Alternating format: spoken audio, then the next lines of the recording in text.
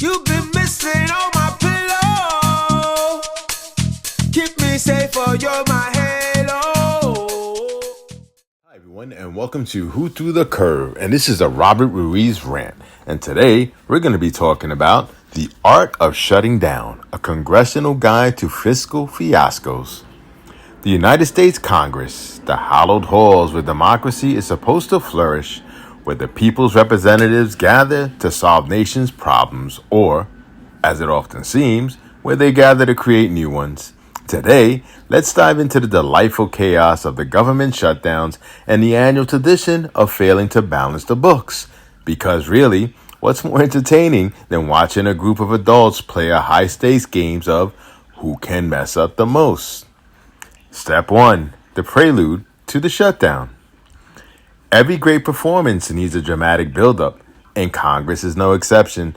Picture this. It's late September, and the fiscal year is about to end. The clock is ticking, and our elected officials are scrambling to pass a budget. But why rush? Procrastination is an art form, and Congress has perfected it. They wait until the last possible moment, ensuring maximum drama and minimum efficiency. It's like watching a reality TV show, but with higher stakes and lower ratings. Step 2. The blame game. Once the shutdown is imminent, it's time for the blame game. This is where the real fun begins. Democrats blame Republicans, Republicans blame Democrats, and everyone blames the media.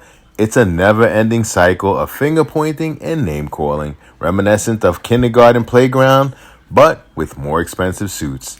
The best part, no one ever takes responsibility. It's like a magic trick. Watch as I make accountability disappear. Step 3. The shutdown spectacle. And then, the moment we've all been waiting for, the shutdown. Government offices closed, national parks are barricaded, and federal employees are furloughed. It's like a nationwide snow day, but without the fun. The economy takes a hit, essential services are disrupted, and the public is left wondering why they even bother voting. But hey, at least Congress gets to enjoy their paid vacations. Priorities, right? Step 4.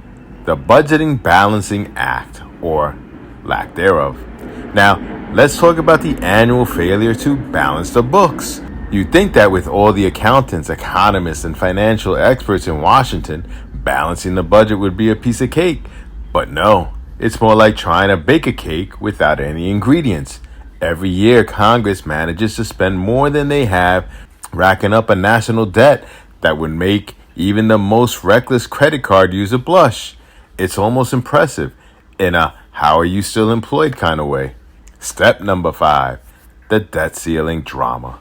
Of course, no discussion of fiscal irresponsibility would be complete without mentioning the debt ceiling. This arbitrary limit on how much government can borrow is like a ticking time bomb, and Congress loves to play chicken with it. Will they raise the ceiling in time to avoid a default?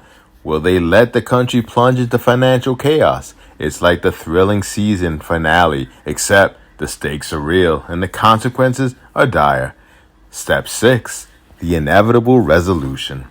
Eventually, after much posturing and grandstanding, Congress usually manages to pass a stopgap measure or a last-minute budget deal. The government reopens, the debt ceiling is raised, and everyone breathes a sigh of relief. But don't get too comfortable. This cycle will repeat itself next year, and the year after that, and the year after that. It's a gift that keeps on giving, like never-ending soap opera with no resolution in sight. The comedy of errors. In the end, the art of shutting down the government and failing to balance the books is a masterclass in dysfunction. It's a comedy of errors, a tragic comedy of epic proportions. So the next time you find yourself frustrated with Congress, just remember, they're not failing, they're performing. And what a performance it is. Thank you for listening to Who Threw the Curve. Don't forget to like us, share us, and of course subscribe. Thank you.